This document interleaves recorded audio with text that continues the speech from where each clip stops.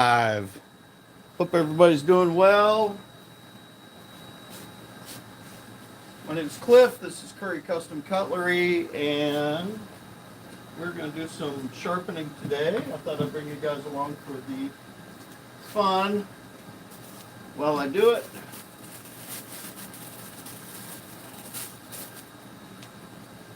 Let me get this ready to go.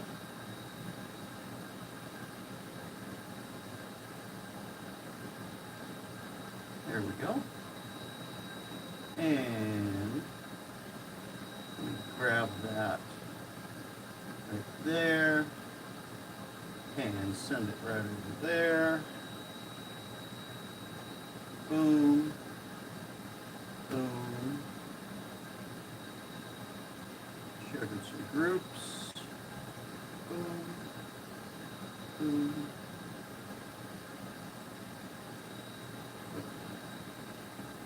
There we go.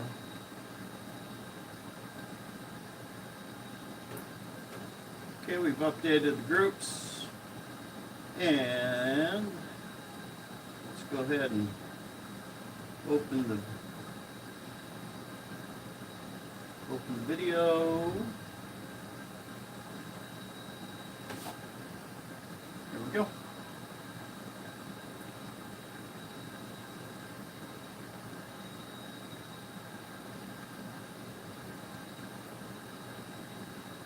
Nice.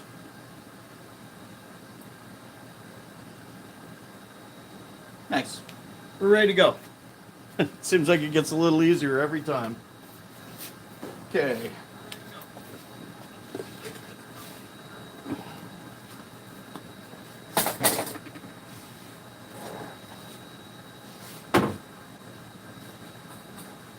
So we've got dust extraction set up today.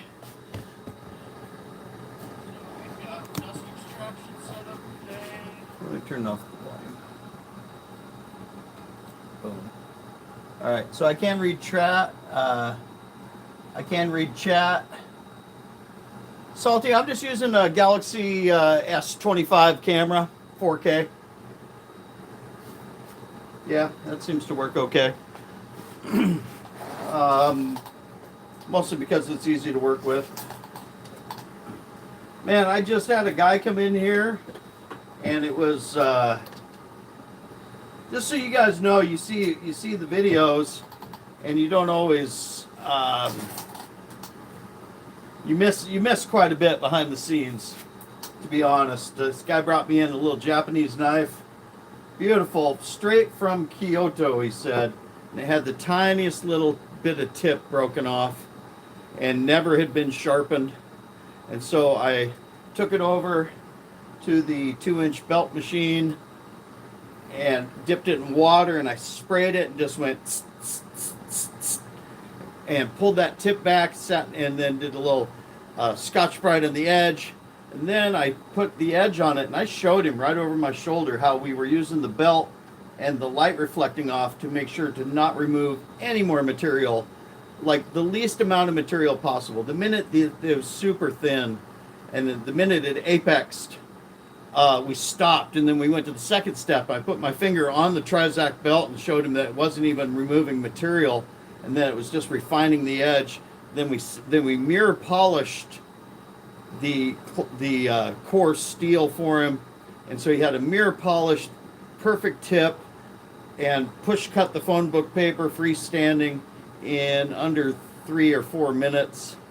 And not all of them make it to the camera, but boy, that one made me happy. I just wanted to share that with you. A lot of things in life and a lot of customer jobs we get to do may not make it to the cutting room floor and videos, but every day, hopefully you get some magic and you get to give somebody the gift of something like that in their life. All right, you guys. Dust extraction activated. And I'll show you the thing I just did to that one. I've got videos coming for, but hardly any dust coming out now. Finally. It was bothering me as well. But when the last student was here teaching with me, or learning, I was teaching for 2 days. We used that opportunity. He really helped me out. He said, let me give you a hand. Sometimes you just need a buddy to help you out, man. This one's got a rounded tip. Probably won't show up on camera. It's going to come down from the top. If you're worried about any heat on that, I still keep a mister bottle. I think mister bottles are nice because you can take it wherever you need to go. And just make sure you get a nice gentle curve that follows the whole length of the thing. That's all it needed. Now we got our needle point tip. See, here's another great candidate. Maybe we'll do that to this one as well. Just give it a little pop into the shine after we get done. Let me move you guys down here a little bit. How's everybody doing? 1-inch diamond wheels are on their way. We ordered 50 half-inch and 50 quarter-inch, and then they were making 50 of the 1-inch. And I said, just send what you got. And we're trying to move them. We're trying to get them to like restart to make another batch before we run out. But they're still having trouble keeping up, you guys. But we're trying to double the size of the orders to help avoid things getting out of stock. I know it's frustrating, and I hate it more than anybody, believe me. Because everything that's out of stock, I got to answer an email and say, sorry, it'll be back in a couple weeks.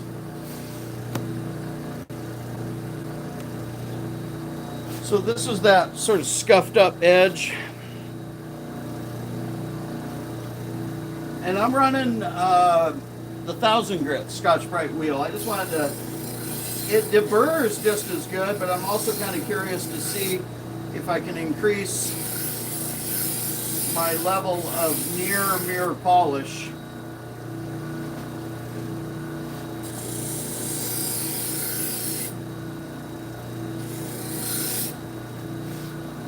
A little blue compound on there. That's on the felt wheel.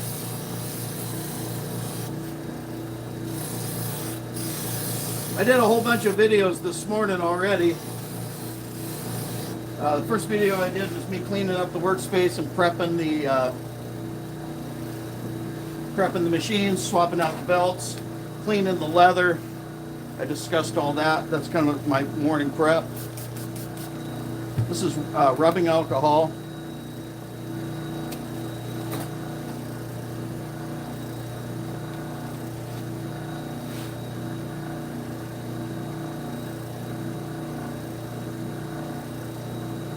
Not really showing up like I'd like it to in this light. Lighting is really a big part of making something look like it's crazy. That's super shiny, and most important part too is the tip, and we got the edge. Probably won't do a lot of phone book today because I just got the area cleaned up. So that's buttery smooth. Let's go ahead and put a little. See, this one's all scuffed up too.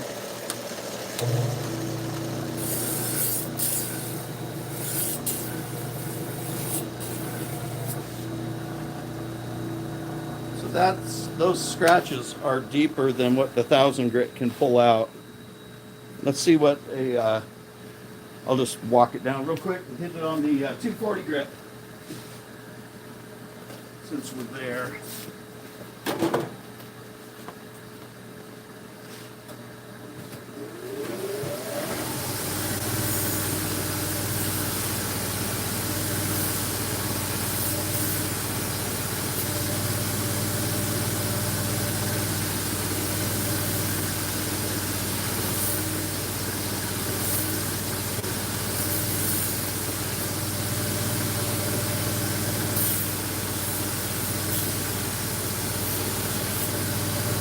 I'm not trying to do the whole knife, especially with a wheel, because you'll get snail trails, but it leaves about a 1/2 inch wide contact patch.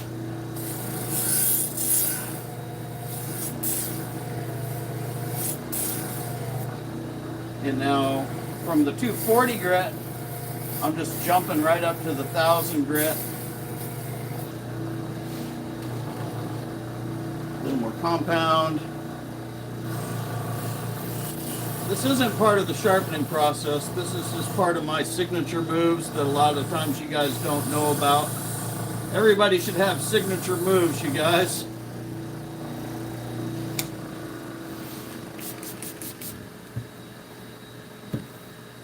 Like that first story I just told. So there was 3 steps, and now that edge is screaming, man. That looks so nice. The rest of the knife is still a work knife. They use it for work. Then you can choose what kind of bitey edge you want to put on it. This one's got a fine bite already. I'll probably just leave it right there as that. Wipe them down, make sure they're clean. And we'll move on to the next couple simple ones. I got a pair of scissors, a knife, and a serrated knife.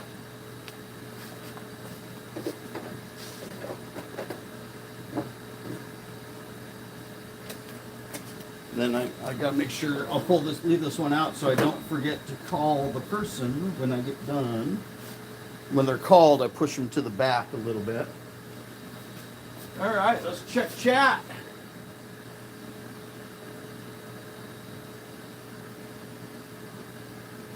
Hello, beautiful people.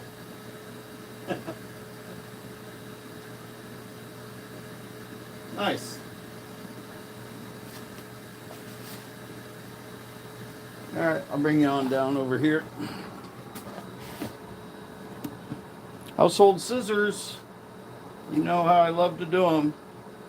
Just rest them right on the angle guide.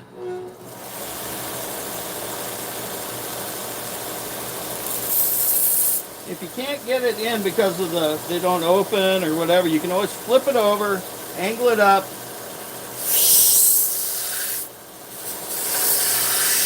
Honestly, guys, you just need to bring up a burr on these things.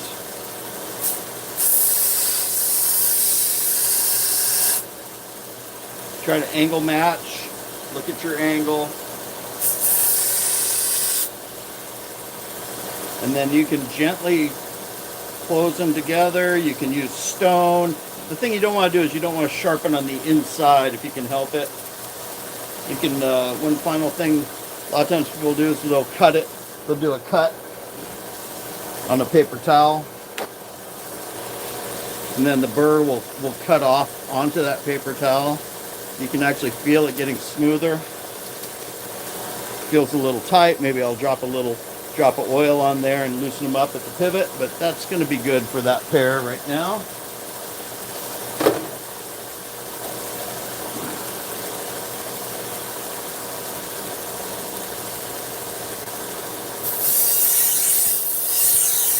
It's kind of what I was talking about with that guy earlier today. Now I can see a white line along the top, and as I move it across, that little white line disappears, but I can also see there's no additional damage. Not even pushing hard.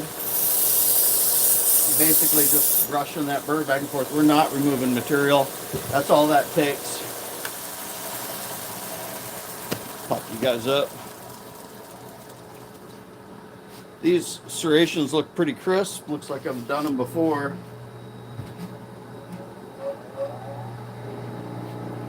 One thing you can tell is it's never been kissed from the backside. So it's got a perfect flat back, which is nice. I may have not done these before, but we're going to do them right now. I'm just going to come in and go 1, 2, 1, 2. 1, 2, 1, 2.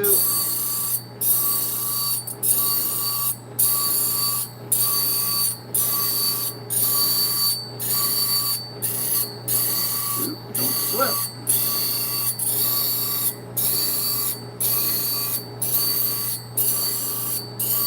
One of the funniest comments I see is that serrations aren't worth the time and effort it takes to do them.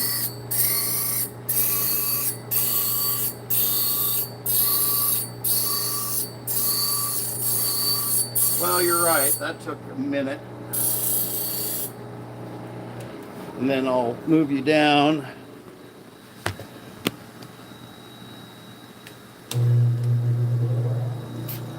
Then I'll use this 1000 grit wheel to brush the burr to the front. And then I'll use it at an angle to start loosening the material. Medium pressure, light pressure. Press in a little harder from the back.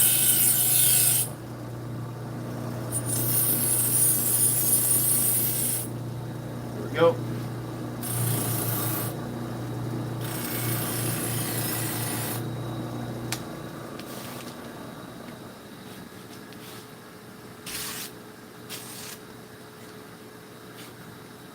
Serration check.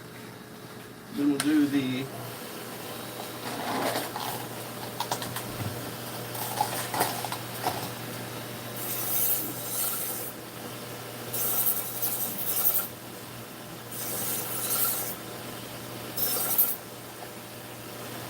go. And then I do have to do the final strop, but maybe I'll go ahead and satin polish this one as well.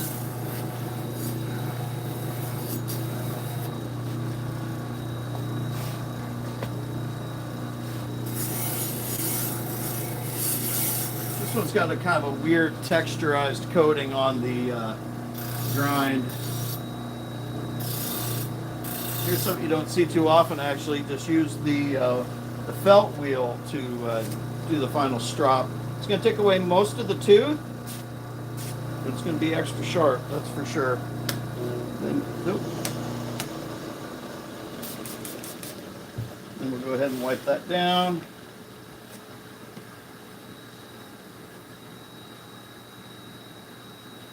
So it's something I don't show very often on camera or don't emphasize as much, but I do like try to make things shiny and sharp when they leave the store.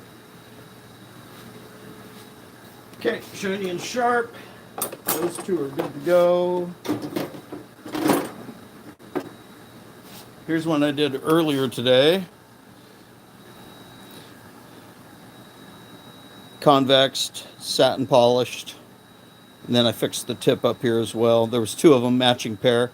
Actually, looks like they functionally use the CRAP out of these things. Crazy. All right, we got a big bunch.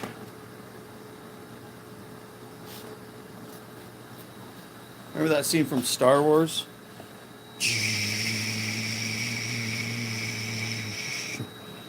And then it just kept going. And then it just kept going.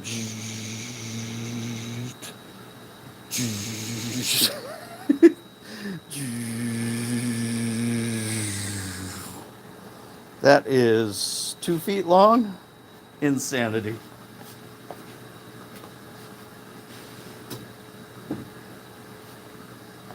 We got a bunch.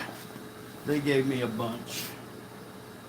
And I'm just going to take the bucket down to the other end. And then we're going to see what we need to do. Just taking one by one. Alright, so this one, the serrations are, the monster here is in, the serrations are in good shape. See, I'm always cleaning up though. It might be because I make a mess a lot. But I try to keep my work area clean. That's why you avoid accidents, you avoid misplacing things. So I've done these serrations already.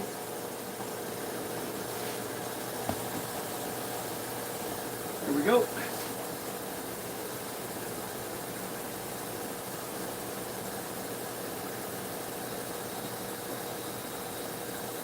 Michael, for the first Scotch-Brite wheel, I like the 240. You can go with the 120. They both work. Slight differences, but they're very similar. Very, very similar.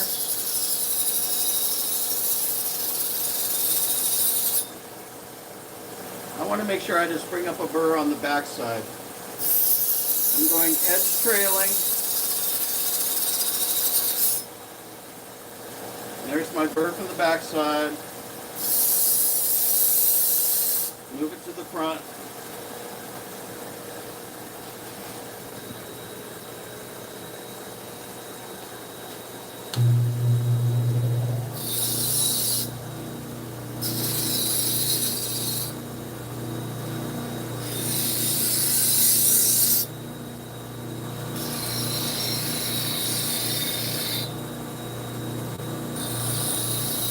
Crazy. I can feel that popping on my finger, so I'm good.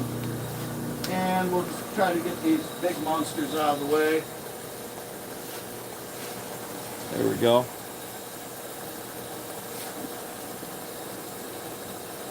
For household scissors, prairie edge, for household scissors, if they're too loose, most of them you can't really attempt to sharpen. So you got to do what you can with what you got.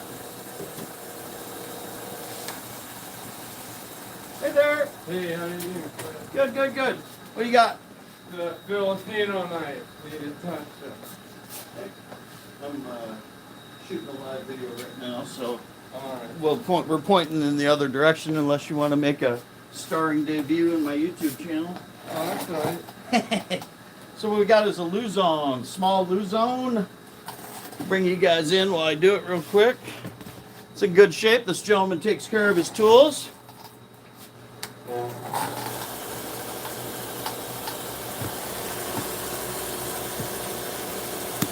you go.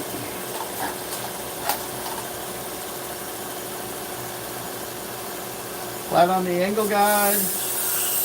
Walk it up, walk it down, walk it up.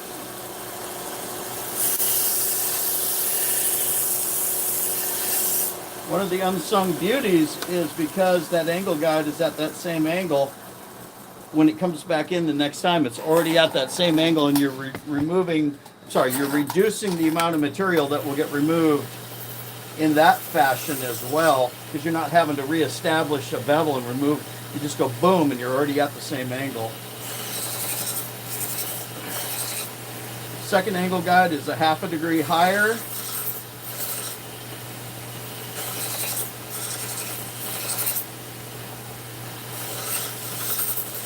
When I say higher, it's actually, yeah, higher.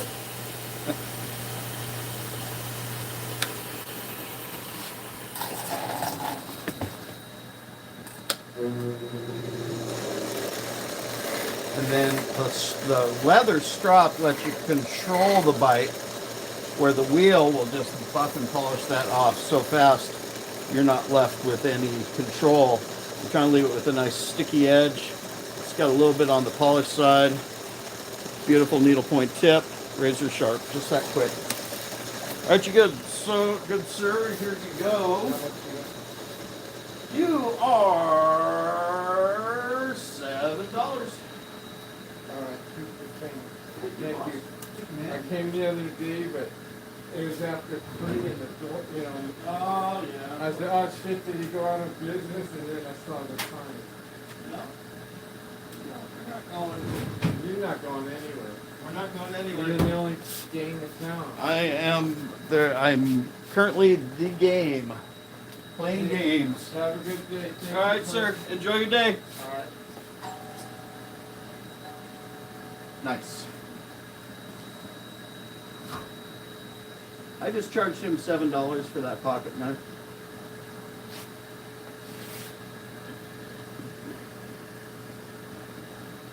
Is that a good position for everybody? You guys can kind of see all right, and that'll keep, I won't have to keep moving you around and stuff. I get a bunch to do. You know what I can do? I can bring you in a little closer, because I'm going to be stuck here at step 1 for a while. There we go. Is that good? Yeah.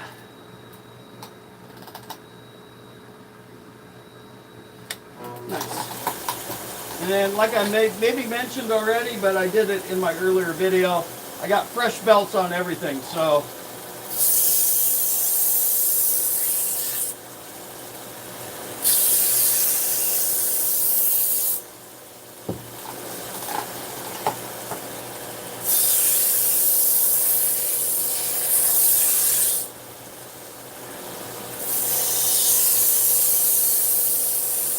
So I'm not just arbitrarily choosing how many times I got to go back and forth.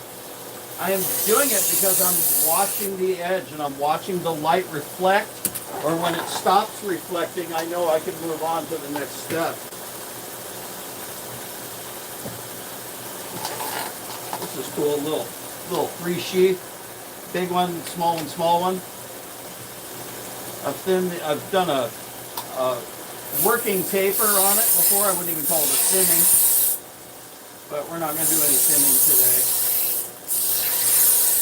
Main thing you want to do is make sure you take down that bolster. There you go. Bolster down. Black hawk down. So yeah, trying to remove as little material as possible while getting the apex is easier when you got an angle guide because you're already going to put it back up on that same angle.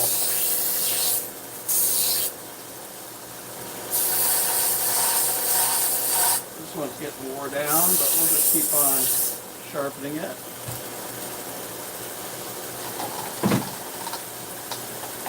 Got a bunch of them here. These are all big boys too. Look at that one. Holy crap.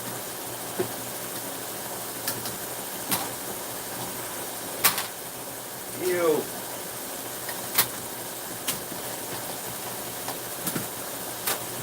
Anybody that's ever worked in the kitchen, you know that sort of kitchen-y smell. Okay, got a Mercer.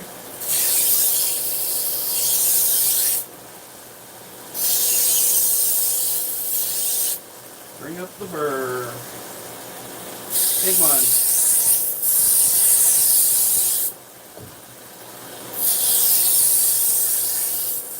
So I also hear topic of conversation that a 1-inch machine is more of a hobbyist level machine sometimes. You hear that. Usually by guys that got 2-inch machines. But the fact that I can run a consistent bevel that cleanly across that machine that quick kind of tells you it's size appropriate.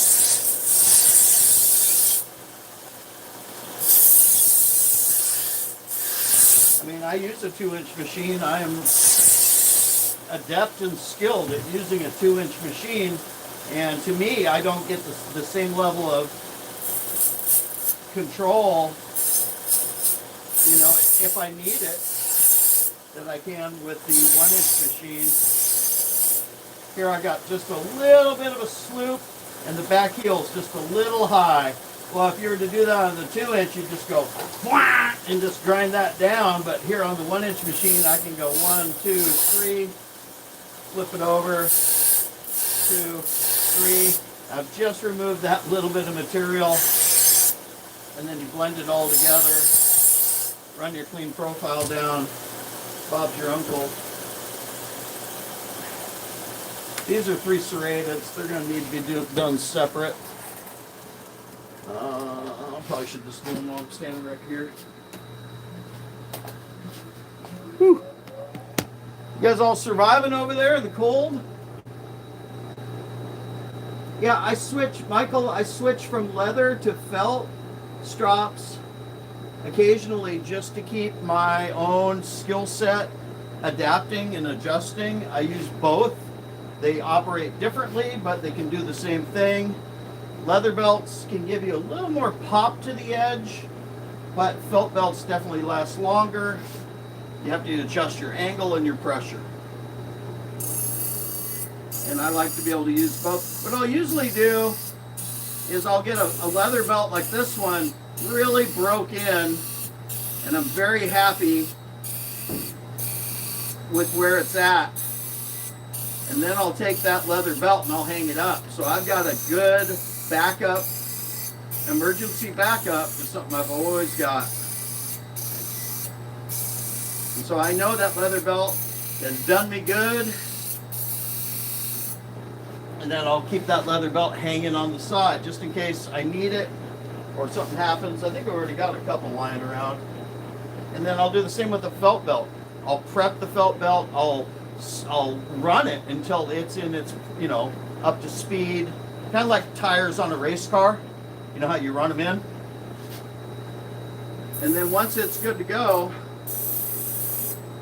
you see this is, even though that looks like it's not that big of a scallop, They're so wide, they're a little wider and they're a little shallower, and so that's going to be a 1-inch machine. I'm sorry, 1-inch wheel scallop.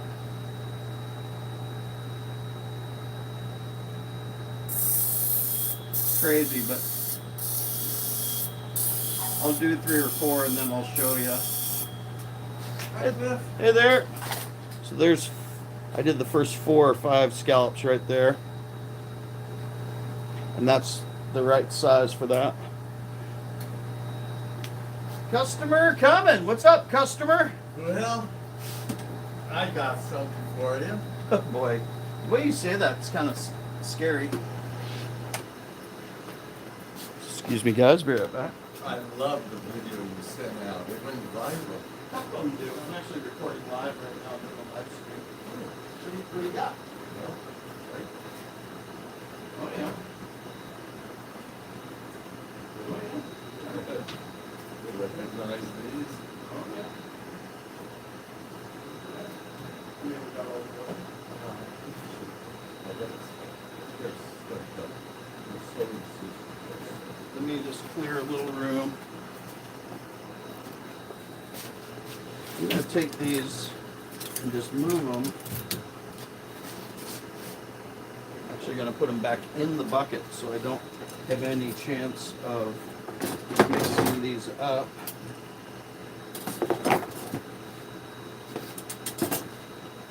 And these two I'm going to set right up here. And that way I've cleared the room to do the job that walked in the door. Okay, how many we got? 6 knives, a pair of scissors. Yeah. Okay. Hang on. That's what I like to do. Hang out. I'll be right back. All right. I mean, unless you got somewhere you want to go. And where's more exciting than here? I can't think of I any can't place think of other than the anywhere. ocean where I just came from. Can't think of any. Well, not like you got go-go dancers or anything. But. All right. So what I'll do is I'll take. We'll get rid of the easy ones first. Okay.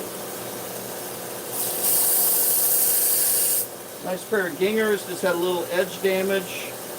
Nothing too horrible. They'll get a little corrosion on them as well. Angle match.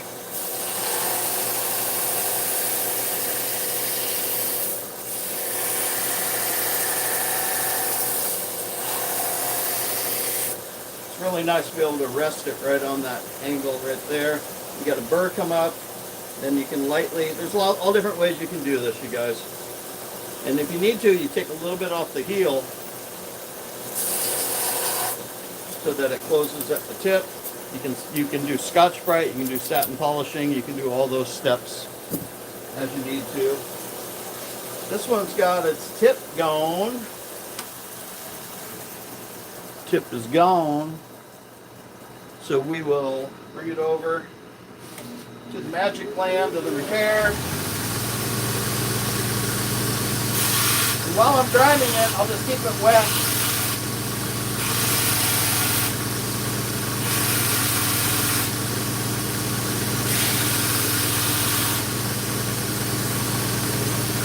If you're going to do a K-tip, do it at about 45 degrees.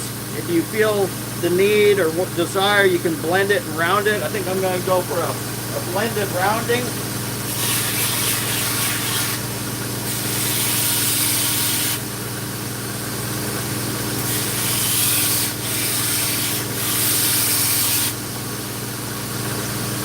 And then you got to break that crisp edge off.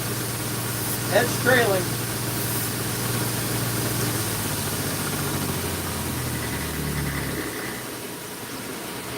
And then I can go ahead and sharpen it from there.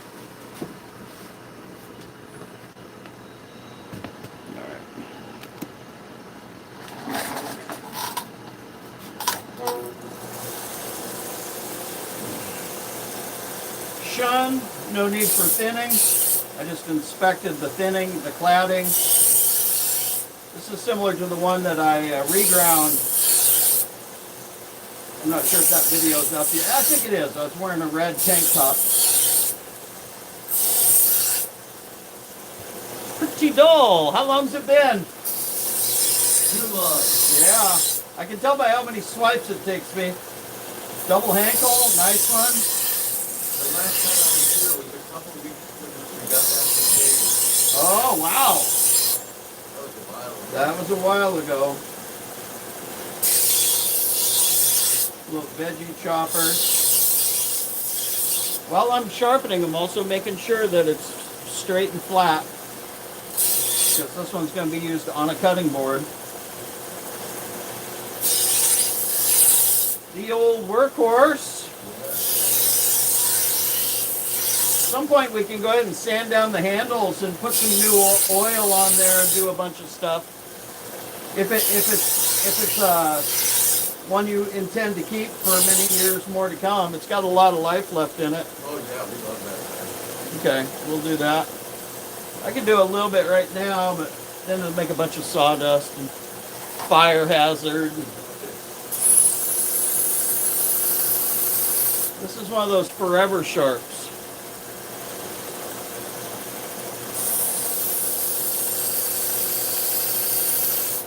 Make sure you bring up the burr to both sides. Do it twice if you have to.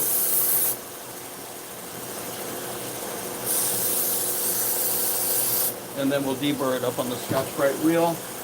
Here's the one we fixed the tip. Now we're going to grind back in the new bevel.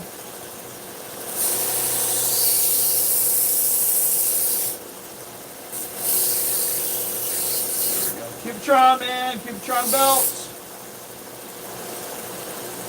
They take a licking and keep on ticking. All right, bring it down. Next step. I do like the way the buck tool hangs off the edge. Maybe I'll just go ahead and hit this a couple times right here. Boom, boom. Refinement step. 600 grit. Also, I swapped it out this morning, but you can always show people you can put your thumb right on the belt. That's how little material that belt removes.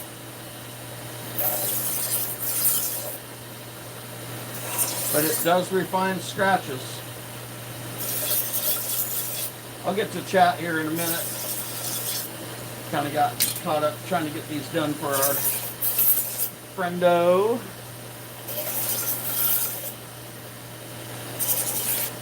I knew it was going to be like this today. That's why I turned on the camera. I started doing my daily work, and faster than I could do the daily work, more orders kept flooding in. So I thought, well, let's just turn on the camera. It's kind of fun. You get to hang out with your friends, and we all know each other pretty good. I came in yesterday. I didn't realize you weren't here. Tuesdays and Thursdays are the magic days for Mr. Cliff. Typically.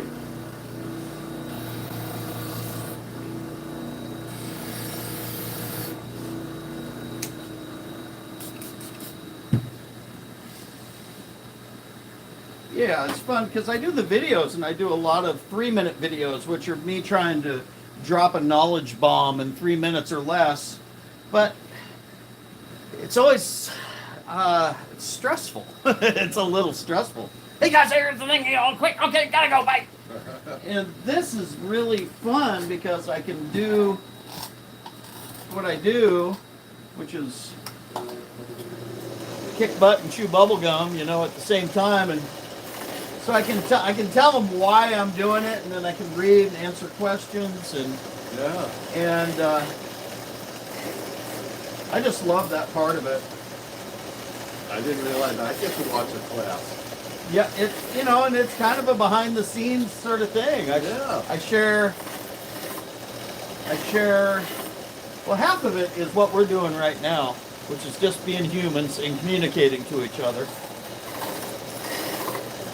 And I was given that gift at an early age, working with tourists up in Alaska, when they would come in by the hundreds every day. Oh. And you learn how to talk to people. You get to meet people and get to recognize which ones are cranky and which ones are a little cuckoo and which ones are good humans, man. Most of them are good. Most of them are. Yeah. And if they're having a bad day, it's probably not your fault either. You know. So it's not I like your that. No, it's not you, man. All right, here we go. Okay. 1, 2. Look at that bad boy. Wow, you really get to that. I gave it the Corvette race car front end. Okay. What we got? 1, 2, So 3. the video I was talking about was that AI with the little, was it mice, whether marching or, you know, the Trump. Oh, I don't know. It's forward. A split. 1, 2, 3, 4, 5, 6, 7. Yeah, 7, 6, and the scissors. 1, 2, 3, 4, 5, 6, 7. Got it. Yeah. Got it. Sure. It's cool. Yeah, I just got it. The fire department had a sign out from the people on. So, I like that a lot. yeah, I did too. Thanks. Are they selling them? Or Yeah, they just put the sign out across the street from the bank, the first Lion there, Okay. by Food Soup. Okay. And they were thrilled. I bought 2, one for me, one for my wife. And they're $25 a piece. Happy to support them. It's Maui product. Yeah. They're $7 Coming to Cliff. Come on Way to down, baby. do. Come on down. Thank you, sir. Thank you, Cliff.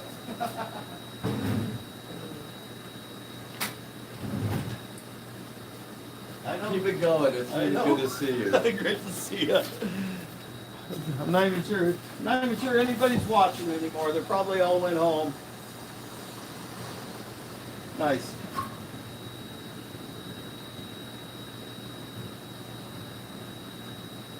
Hey, Ryan! Woo! Hey guys, so that was a great customer of mine, old-time friend. All right, back to whatever it is the heck we were doing. So I'm inspecting the serrations. I see reflections back. I see the tips are rounded. I'm gonna have to do some serration cutting in. That's for me when I know it's time to. And that's how long it takes. It doesn't take 30 seconds. Well, it probably takes, I don't know, I guess time it. This wheel has done hundreds and hundreds of serrated knives. And it is getting wore down, but it ain't done. No, sir. And this is the one we were doing on the 1 inch, I remember, see? I went up to there, 1, 2, 3, 4, 5.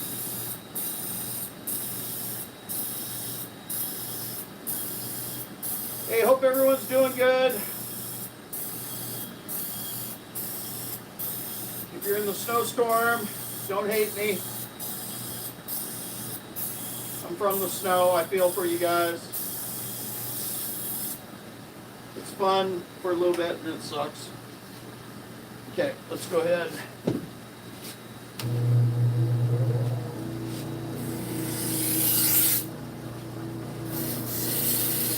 Just using the 1000 grit wheel, edge trailing.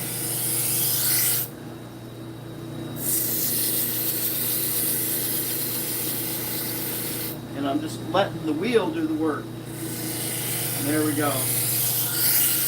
And then the second part of the wheels doing the work is the compound. It doesn't matter nearly as much if it's a leather wheel, a felt wheel, a cardboard wheel. Cardboard wheels are still one of my favorite.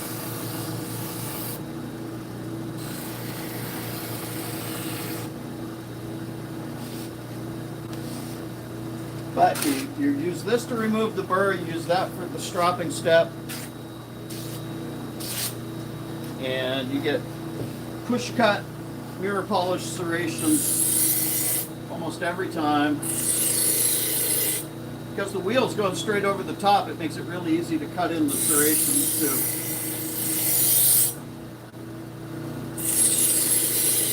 Is it the only way? No. Is it the best way I've found? Yeah.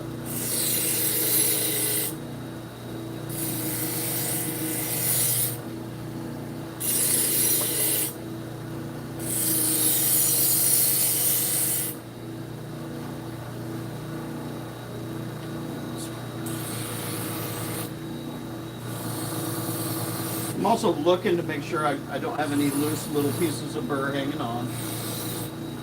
There's other things you can do. You can drag it through wood, but I find that dragging it through wood, you're going to take that extra little bit of material that's going to back up and, like a log jam, and then you're going to scrape down the edge with loose metal, and that's not what I'm looking for.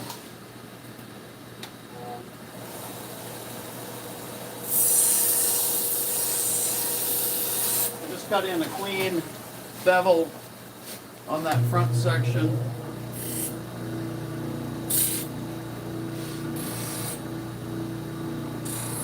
And then I'll use that to do that.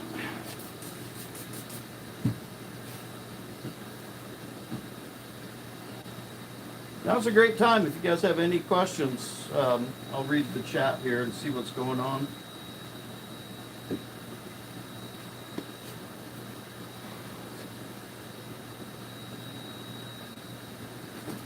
Thank you, sir. Thank you, everybody from around the world.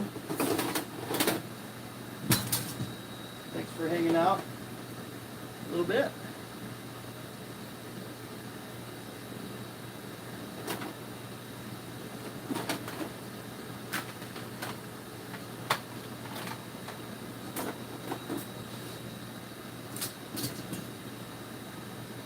Chris B, what's up? Move this down.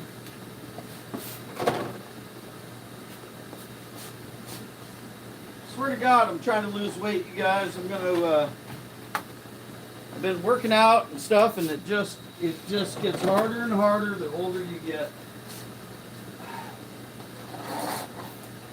The camera sure lets you see how out of shape you're getting, but this year I'm already in a new.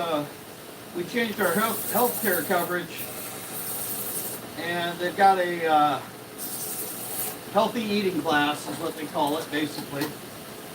So I'm hoping that'll work. I mean, I'm working out. I hit the treadmill. I walk, cold plunge, Jesus.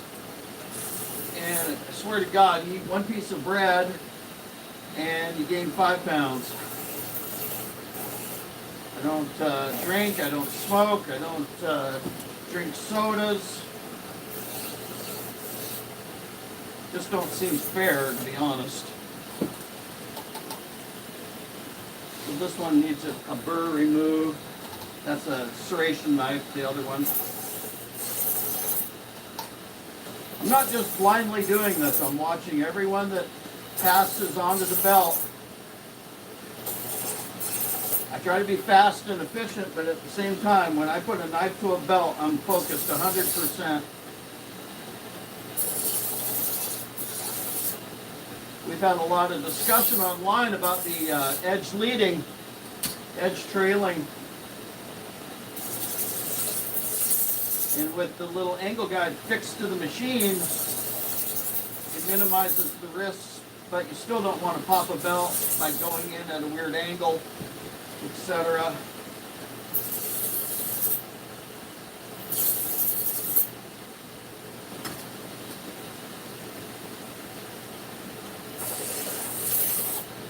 I'll finish these two, and then I'll show you something else cool I did this morning for another short video. I did about 8 short videos this morning, but every one of my videos I tried to do something that I think's worth it. That you know, I'm trying to show you something new or teach you something. So what I did this morning,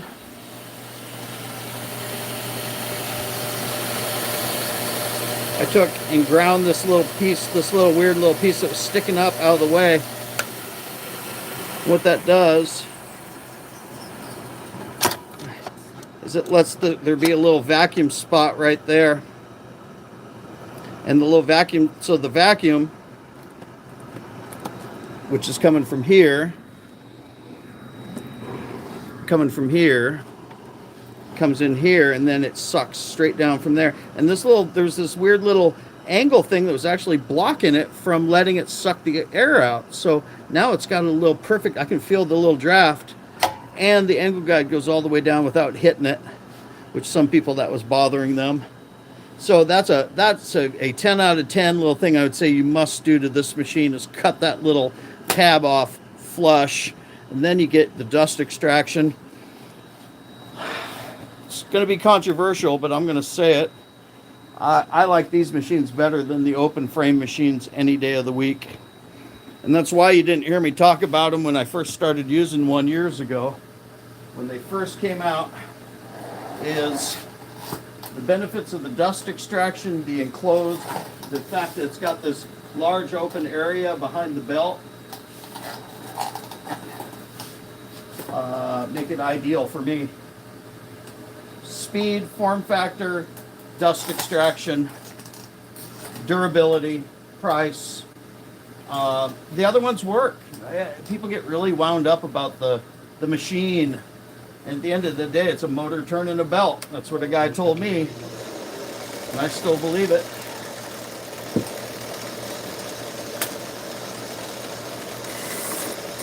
So before I do a big batch, I always just squirt a little fresh on the leather. And then, since I did clean the belt and prep it, now I'm testing my work. And if I'm happy with that, that's just popping sharp. It's got a stupid bite. So we're right in that Goldilocks zone that I've talked about, where it'll shave, push cut, and it's still got stupid amounts of bite on it. And that's actually harder to hit those three things in one edge, to where it's actually sticking to your thumbnail like a scalpel, but it's still popping. And each material, and as it gets dull, not dull, as it gets clogged with more material, like as it turns more black or as you get wore out, then you have to increase your angle slightly, your pressure. I'm listening to the sound, and then I'll just feel it every now and then. You get these little guys out of the way. You want them extra toothy, don't you? Check the bite if you want. Make sure it's got a nice little bit of bite to it. That's a fine bitey edge. See, a coarse bitey edge will grab your fingernail, but it won't shave or it won't push cut foam book paper. And so right in the middle, there's this little sweet spot.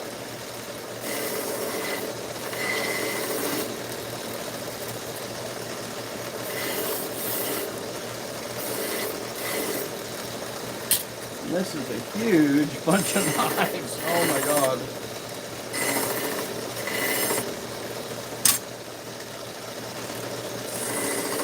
And the knives are huge too.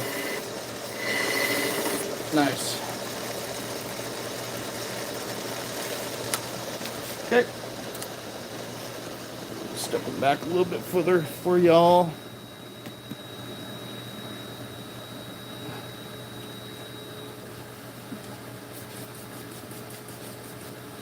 Then I'll wipe them, and a lot of times it depends, but I'll let them put them back in their own sheaths, because I don't know which ones are go to which sheaths.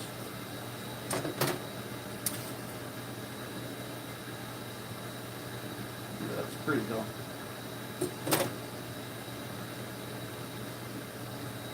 Being careful not to crash the edges. Try to go with the smaller ones first, up and down underneath.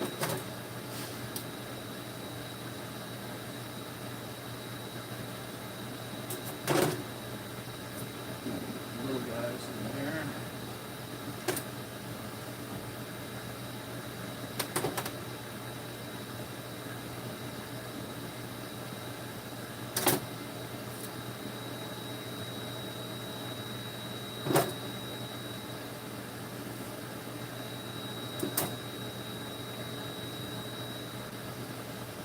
That's a big boy there. Cafera, made in Portugal. Cool. Got a nice feeling handle on it.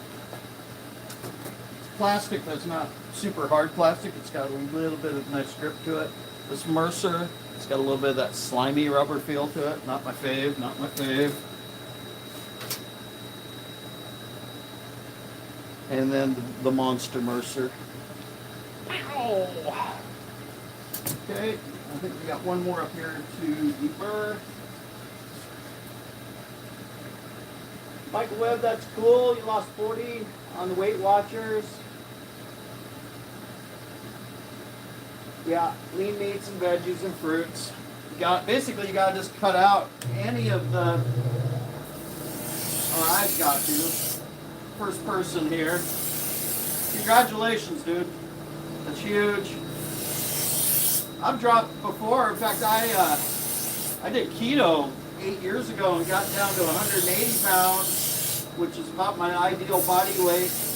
But I pushed so hard to get it that I floated right back to the surface, like scuba diving or something. I made it. I touched, and then I couldn't stay there. The body's got those metabolism set points. As you get older,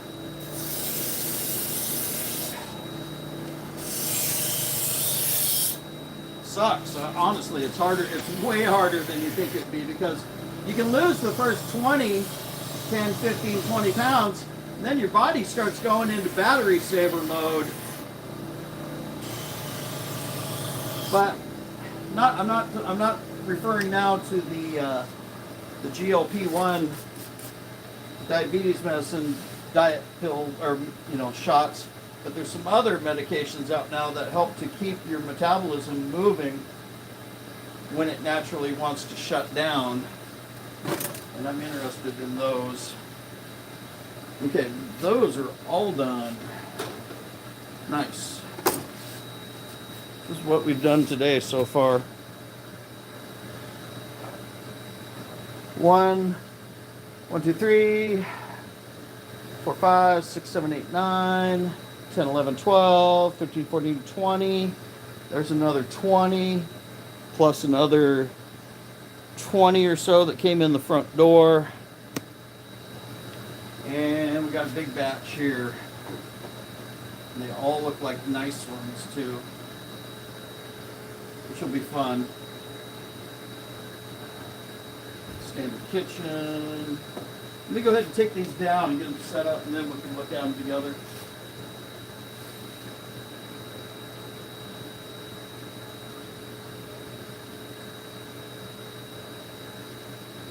Todd, of course it's you. I didn't recognize Prairie Edge until you said your name. How you doing, Todd?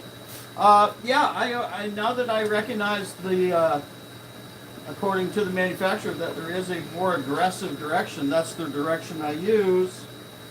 I haven't noticed an incredible difference, because the belts, and I kind of went on a mini rant the other day about this, but it wasn't a rant, but people, it's like the machines. People are always looking for the newest, best machine. It's just a motor turning a belt.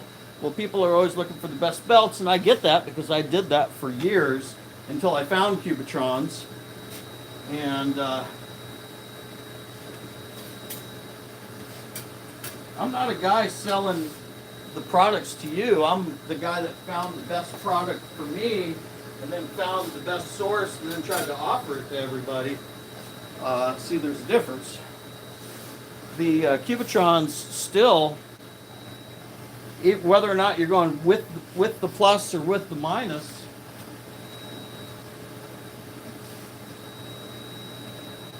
still outlast anything else I've found. The Bora belts are made for heavy pressure applications, and they don't last that long. Here's what we're talking about: is on the back of the Cubitron. This is a Cubitron P120. There's a little arrow, and the plus direction means if my machine is coming down this way, edge leading, that's the direction I'd want to put the belt on. Have I noticed a huge difference? No.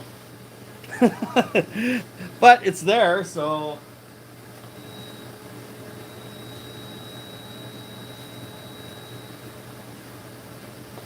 Todd, I know you're a super science guy. Me too. Or at least I play one on TV.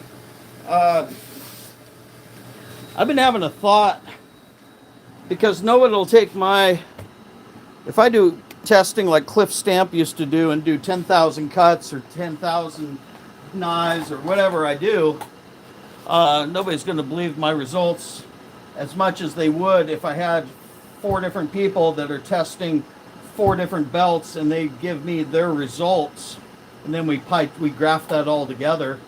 Like how many knives do you sharpen with a Cubitron 984F? How many knives can you sharpen with a Cubitron, the cheaper, thinner 947F that people try to use? How many knives can you sharpen with a Bora belt? How many knives can you sharpen with, all the P120s, aluminum oxide and silicon carbide, boom, boom, boom, and then graph that. So when you got time, would you take care of that?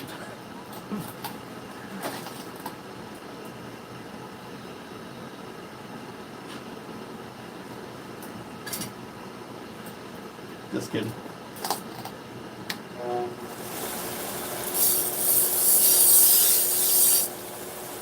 One, 2, 3, 4, 5, 6. Let's go. Down and back. Down and back. Needlepoint tip. First one was a shun. Next one's a 2-0. Down and back. A little more pressure and a little slower. Apex. Beautiful. Broken tip. Down and back. Down and back.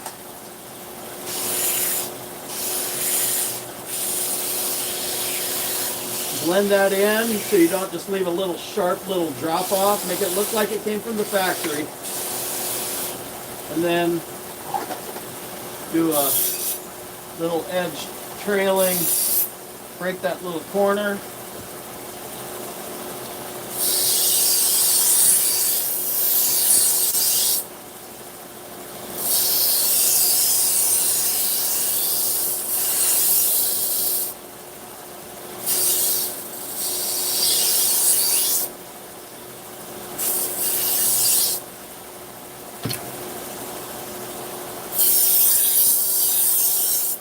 Interesting that all these knives have broken tips. Flip it on the heel. There we go.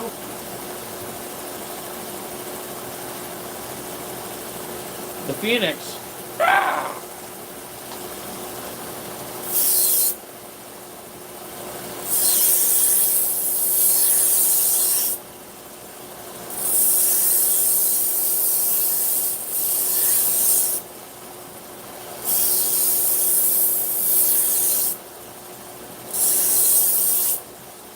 Nope.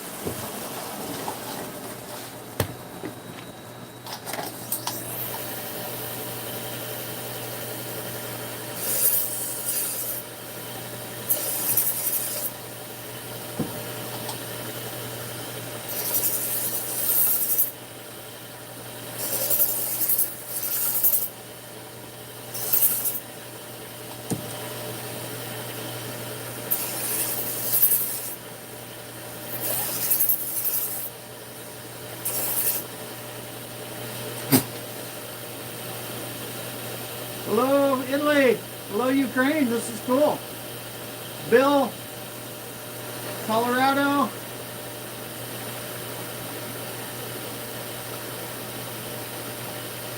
Everybody. No, probably why I'm so chunky, bud. Chad.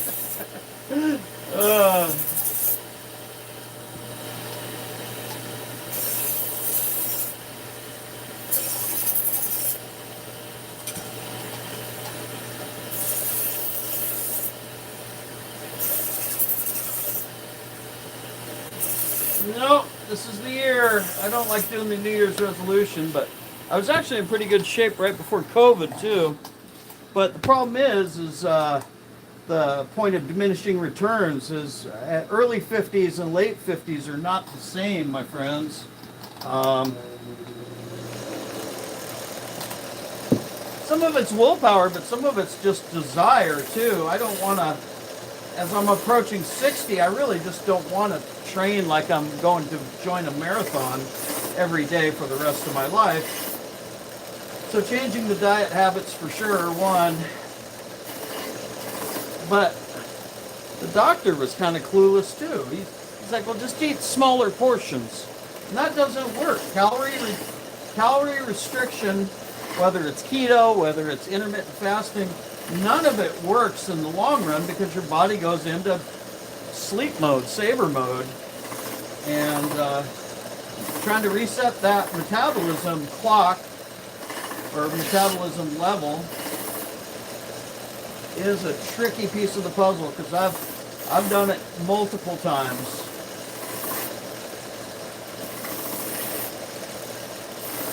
And I've gotten to a point where my body just goes, nuh-uh, we're not going to lose any more weight no matter what you do.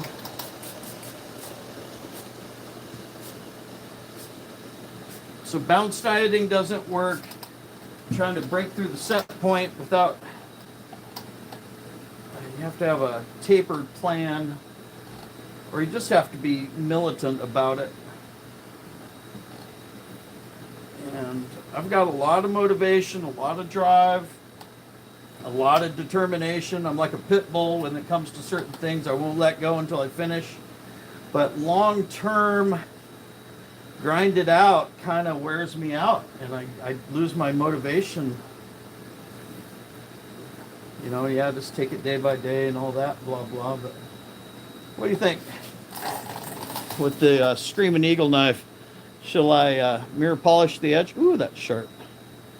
I just touched that with my own finger. Why would I do that? Occasionally I get scratched. We never get cut anymore. Shall I? Nah, I'll just leave it black on black. It's got a nice vibe to it. All right, there we go.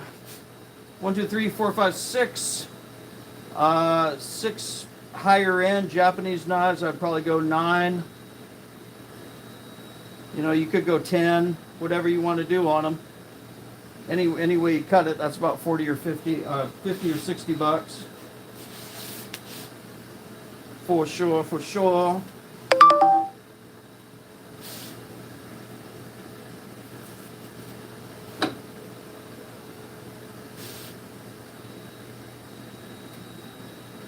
We do have the Vivor angle guides in stock, you guys. Yes, sir. Amazon lost everything of mine. They lost everything. When I needed it most, Amazon lost it the most.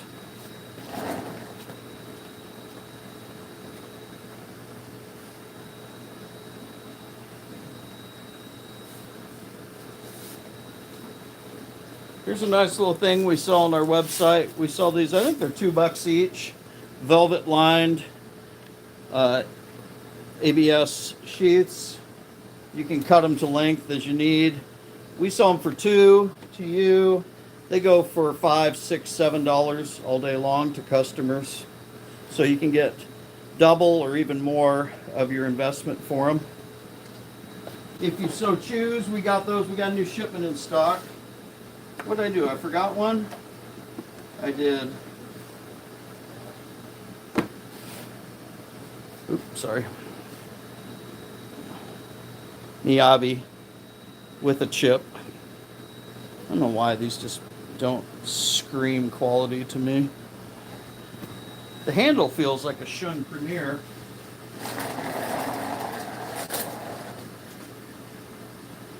Nice. Chris P., tell me more about this Vivor angle guide. I'm a little self-conscious about it because it was a version 1 prototype. And there was a little bit of the slots. We had to grind out the slots a little bit, but then they started telling us that there was different size screws. I'm like, I can't adapt and adjust for every Vivor goofball thing they choose to do.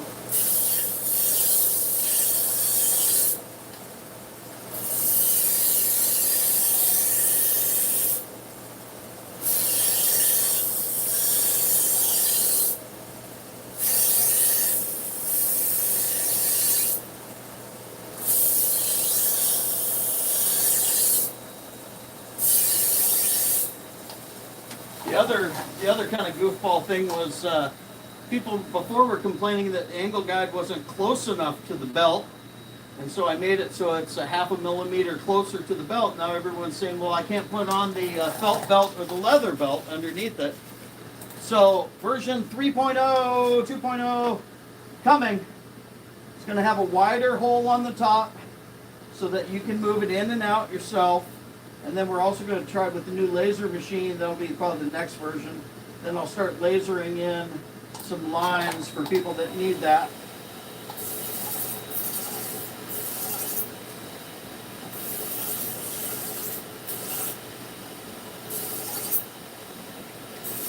Honestly, there's better ways to do it than just looking at the little angle lines.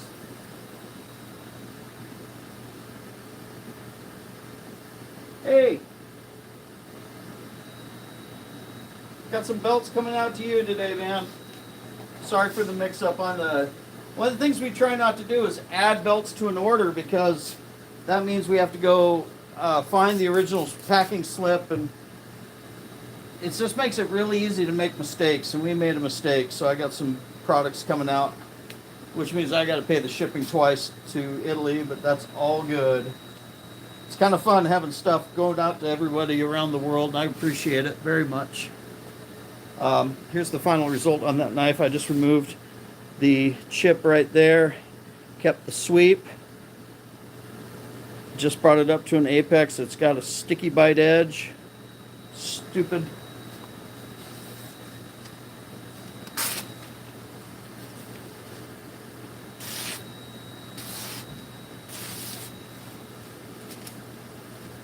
You can always go with the polished edge, but it's hard to go with the toothy edge. And that guy is done. Yoo-hoo! We are getting down to it. I only got one left. The magic box up here. Oh my God.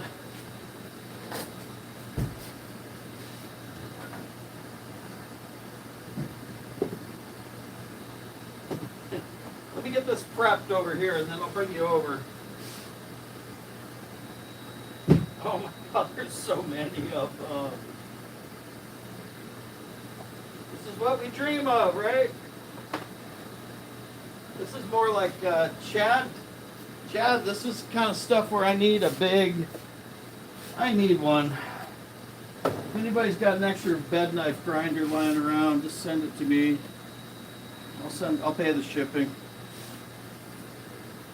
But it can't be the little cheapo one.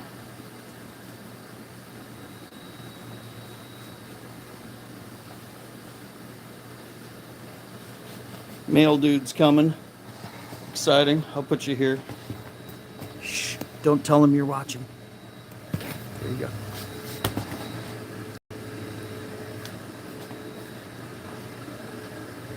This is what Aunt Lilia did yesterday after the mailman came. She got out another 5, 10, 15, 20,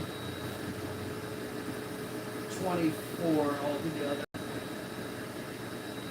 Big orders.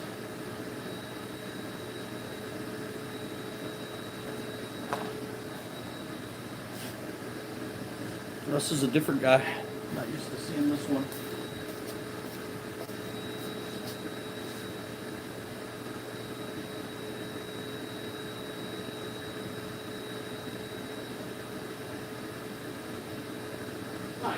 Nice, Chris.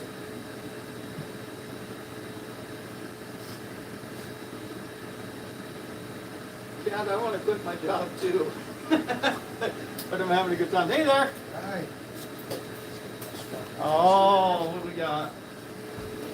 Ooh, very heavy. Oh. Okay. That feels like a Kalamazoo. Interesting.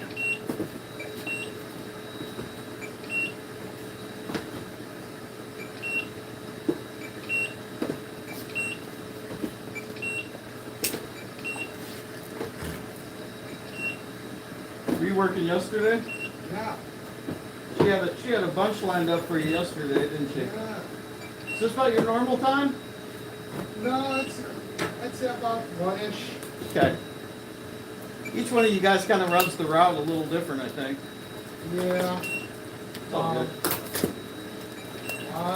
See if I might be thinking it over. I'm not sure yet. Nice.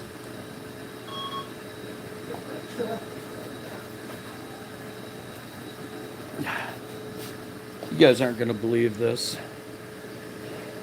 You literally, I'm going to let, oh wow, he's going to go get the little hand truck.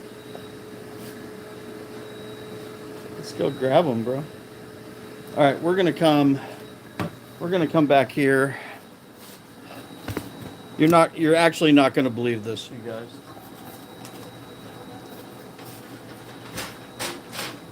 That side won't stay open, but the other side you can unlatch. Oh, really? Yeah. Okay. Thank you. Yep.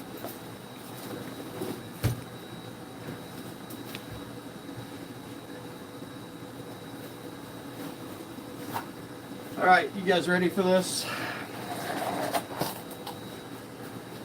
You're not going to believe this. So, we've started sharpening ice shaver blades for customers on the mainland. And I tell them, make sure to use some bubble wrap, pack them tight. You know what I mean? And the guy sent me 12 ice shaver blades. Not this guy, but another guy sent me 12 ice shaver blades. No packing material. And the box showed up with a big cut in the side of it, and it was empty.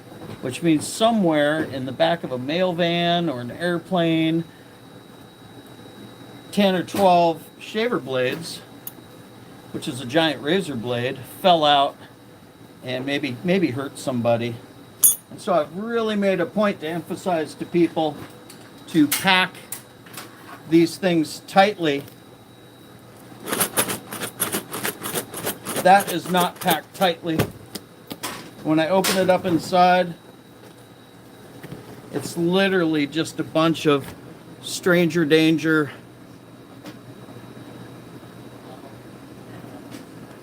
I mean, what part of pack it tightly don't you get, man? Oh my God, they're just...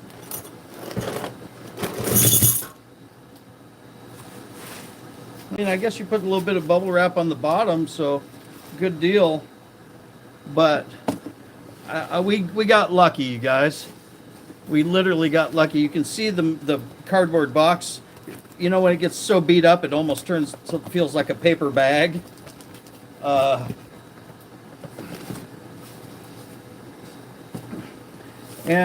Chad, if you're still here, this is exactly what I was talking about. I actually have a Tormek, and I got a little bench grinder machine that I got a little jig set up for it. But this is the kind of thing where I feel like you should just drop 4 or 5 of these all inside the,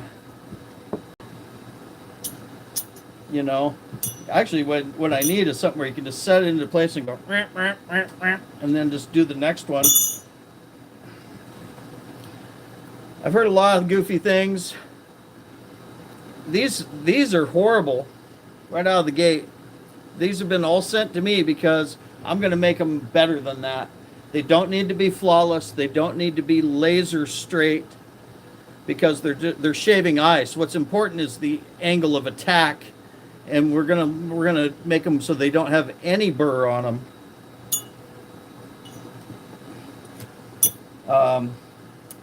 So they're going to be a polished edge, and I'll use a slight convex to, I'll demonstrate one for you. It's funny because these ones I have to do over here are also very similar to that.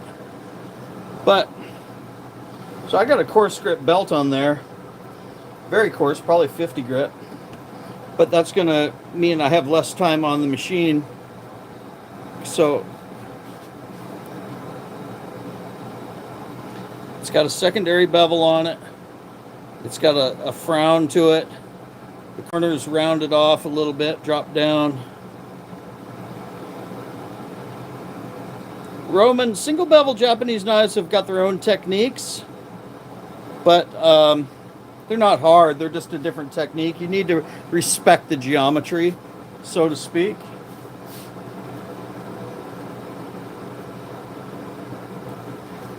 Yeah, I've got a knockoff Tormek in the box in the back. I got to pull it out. I just know it's not going to be fast enough. What I do have is basically a twice as sharp, and I build a little platform around it so I can just go zip, zip, zip, zip, zip, and it leaves a slightly concave edge, but it also heats it pretty good. So this has been my go-to method.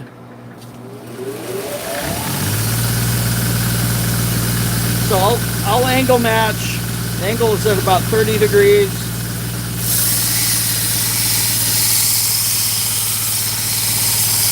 I'm using the slack belt because that allows me to blend out all their mistakes.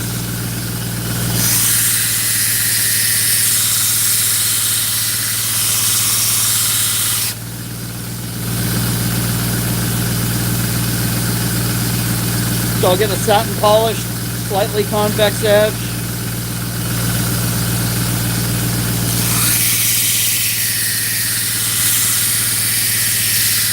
And if I want to, I can come up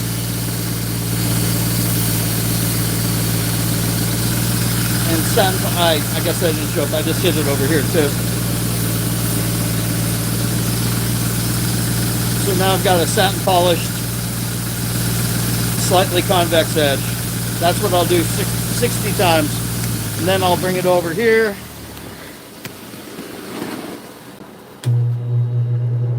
Move the burr back to the front. This also lets me witness to make sure I've got it apexed all the way across. And I like to finish on the back with that third brush so that then I can flip it. And I go medium hard on the bevel and light on the back. 1, 2.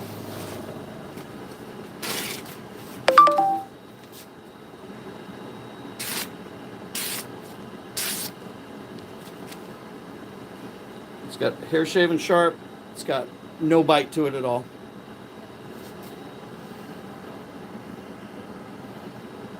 So bring up a burr, remove a burr, polish the burr.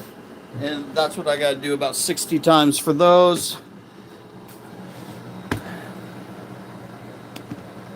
No big deal. Good enough. That's literally the definition of good enough for government work. Well, it's better than what they had too. They're happy with the results.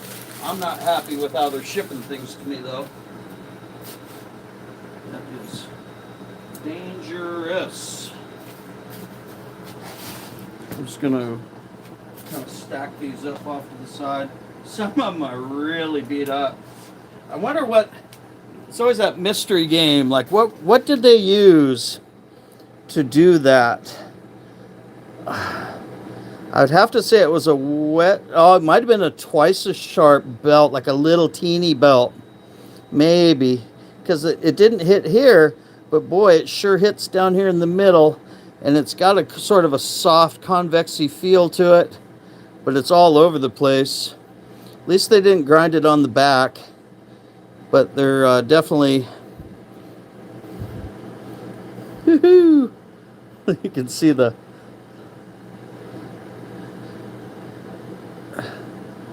yeah, so let me do one more just because this is a great example of how chunked up they are. Gotta love YouTube, man. I'll do something like this and then somebody in the comments will go, "You just ruined that. You don't even know what it's for." Alright, so because it's got that little sloop in it and all the damage is in the middle, I'm going to have to start on the outsides and focus a little harder and harder before I come into the middle.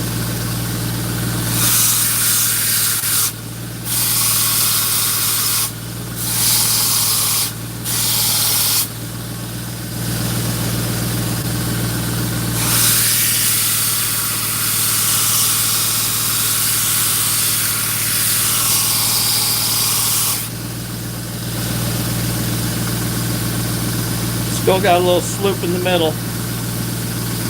Better though.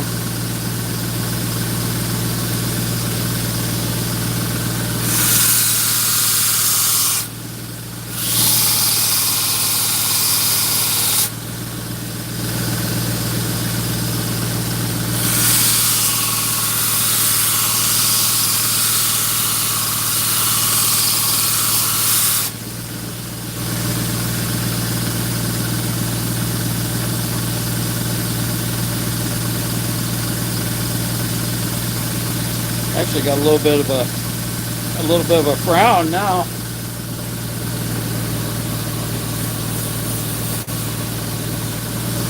So now it's small, you're grabbing onto it, and it's wet.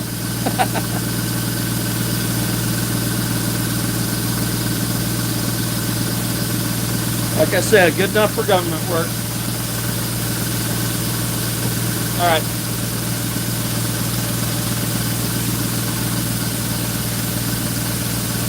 Yeah, straight razors, Chad, they're their own deal, man. So when I first started sharpening with the Wicked Edge 10 years ago, and I was learning all the, all the rabbit holes, straight razors, it's definitely its own distinct branch of the tree. It takes specialized levels of skill, knowledge, understanding, desire, and it's not a high ticket item either. They're usually like 30, 35 bucks for a full straight. So I've done them. I've done them on float glass with lapping films, down to, kangaroo strop. I didn't enjoy it. I love technical things and I love fussy things, but I never enjoyed straight razors. There was a point where I got into it, and the definitions, the description of the teaching of how to do it said you can get it to a point of sharpness where it'll be hair hanging test 3 level sharpness, but because of the sharpness that you've got, it will irritate the skin. And so we're talking at the finest level of sharpness, HHT, hair hanging test 1, 2, 3, you can look it up. But even with that fineness of sharpness, depending on how that final strop is put on there, and that's its own thing. It's like guys that do woodworking and they have their final boiled linseed oil finish or something like that. The stropping with the sard on the strop allows it to be, it got way too far down the rabbit hole for me.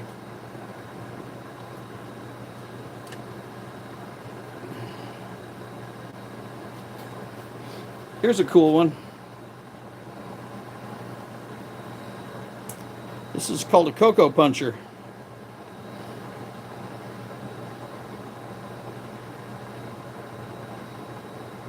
I've tried to have these made, but I can't find any way they can make them at an affordable price.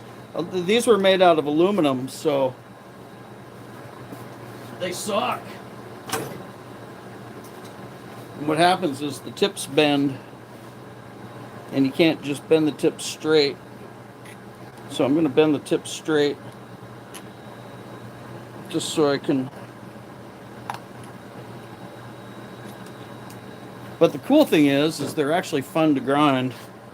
So I'm going to regrind this one. Maybe I'll do a Sharpie.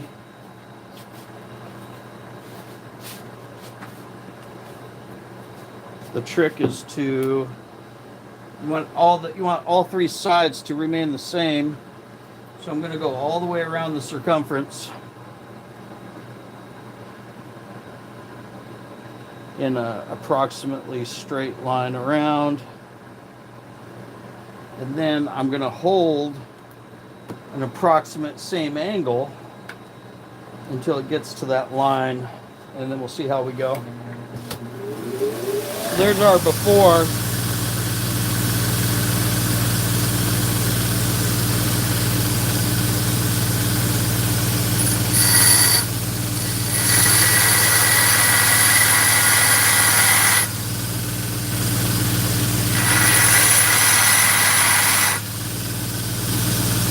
Rotate.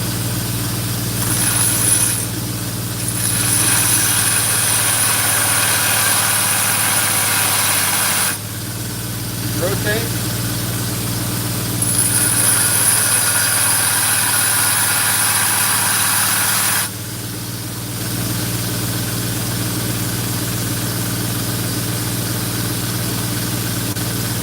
Lever.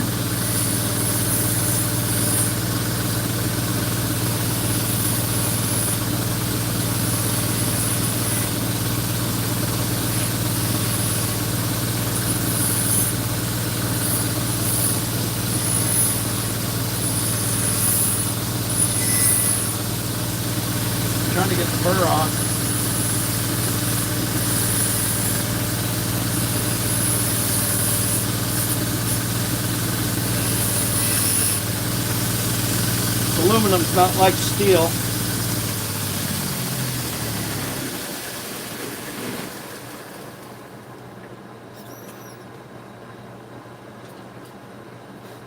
Any of you guys got one of these little things yet? A little diamond taper. Good for doing the inside of leather punches. Actually, it's good for all kinds of things.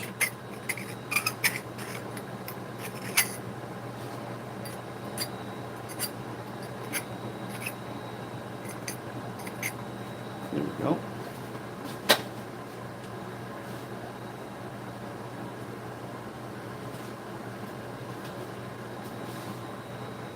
Pretty good. So when this goes punching into the coconut, then they can pull out the core and then pour the cocoa drink. Good times, good times.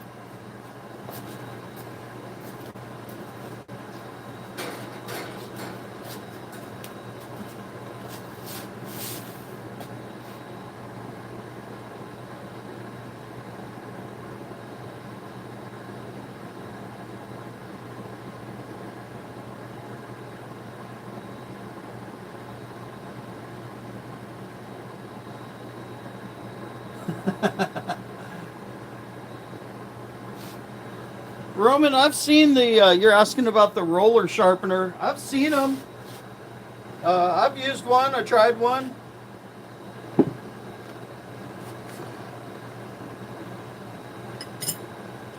It's a diamond product.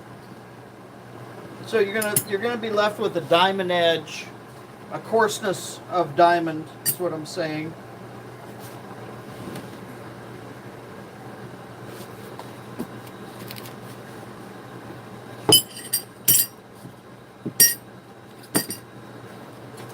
Here's the weirdest thing you mainlanders won't ever get. This is for a guy that has a machine that shaves coconuts like a pencil.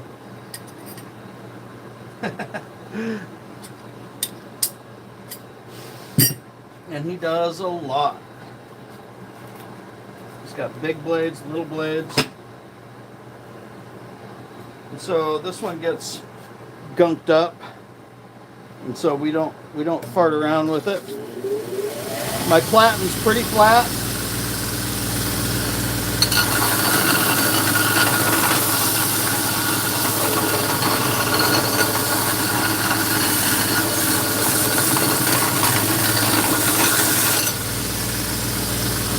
I just clean it on the back.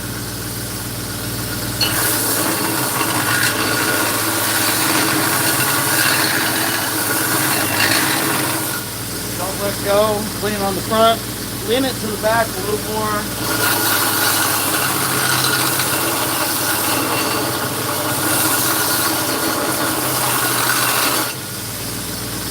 There we go. And then I'll do the convex on that part there.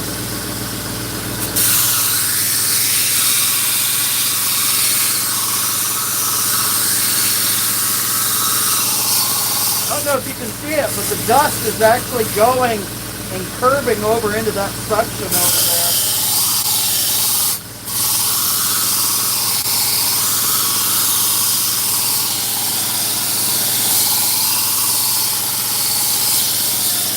Now for sure you don't want to see sparks going into your rubber plastic system.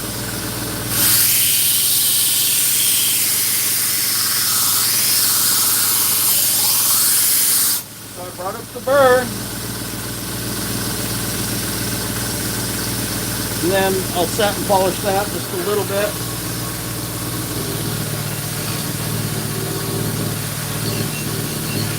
That's just for appearances.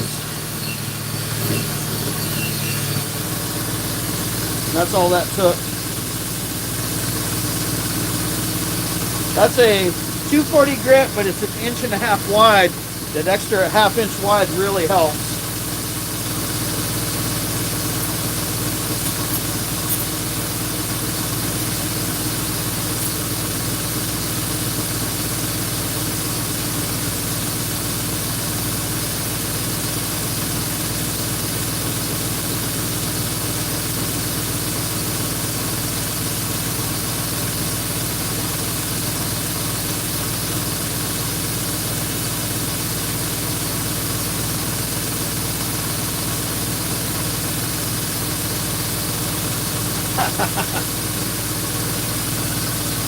Alright, well.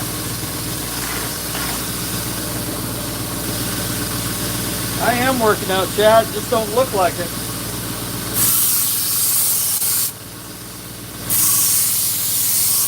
Bring up the burn. Satin polish. I'll put that in the next pile over.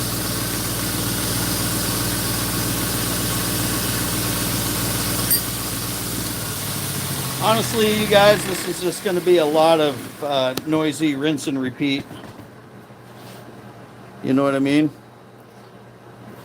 You know what I mean, jelly beans? Should we do a best test and then call it a day?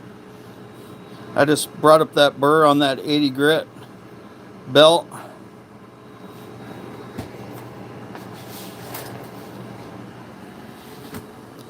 Let's see how we're doing here today.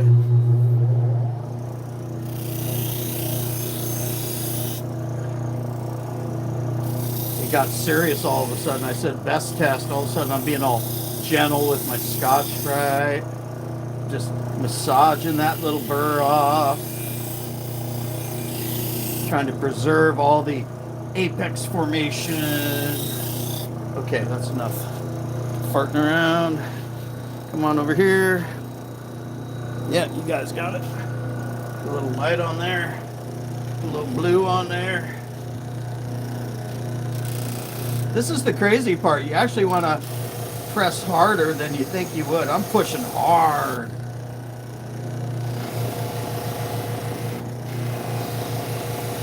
What happens if you don't press hard enough? But as you press harder, you angle back a little bit. So as you're going into the material, like the pillow, you're also leaning back so you don't roll the edge over the front of the soft material. All right, never know. Never know. No camera tricks.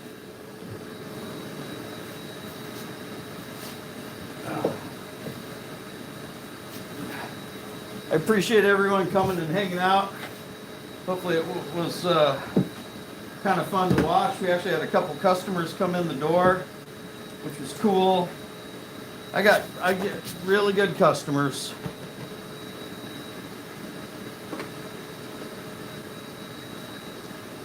Kind of let you know what it's like at the knife shop. I mean, I'm literally at the back of a warehouse. I had the brick and mortar right out on the street. Okay, now I'm getting nervous. Let me clean it. Got to make sure it's clean.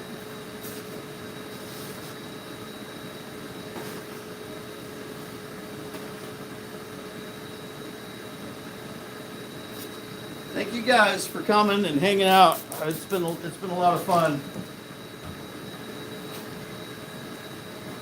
And hopefully it's good content, you know. Hopefully it's not just razzmatazz.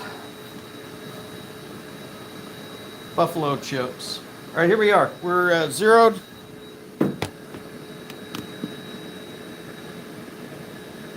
Got it? Okay. Let me sneak in. Yeah, okay. Here we go. 3, 2. If I get under 110, I get to have lunch at 1:30. 1, 2, 3. 118. No! Son of a biscuit.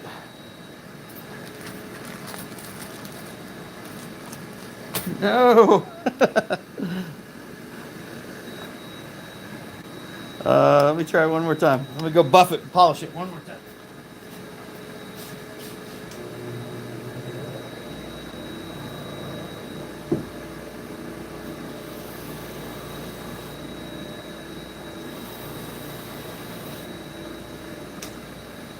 Okay, just a quick rebuff. Okay, we're at 0. Last one. No karate chop, promise. I'm going to go to a different spot on the blade too. 3, 2, 1. 118 again, exactly 118. All right, well, we'll take it. It is literally popping hair with the touch of a button. So there we go, you guys. Appreciate everyone coming and hanging out. If you need anything, go to CurryCustomCutlery.com. You guys know where to go. Appreciate everyone hanging. Aloha, and I'll catch you guys on the next one. Have a great day.